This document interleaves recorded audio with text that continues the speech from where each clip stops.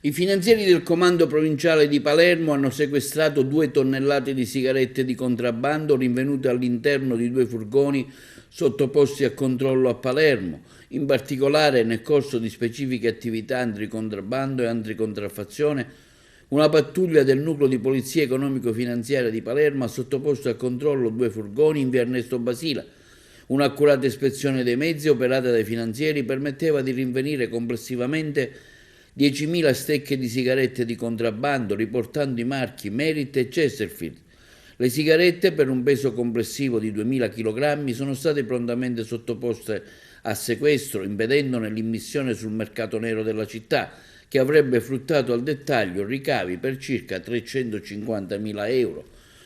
I 2 conducenti di nazionalità italiana sono stati immediatamente tratti in arresto in flagranza di reato per il delitto di contrabbando e messi a disposizione dell'autorità giudiziaria. Lo scorso 15 gennaio ha convalidato l'arresto.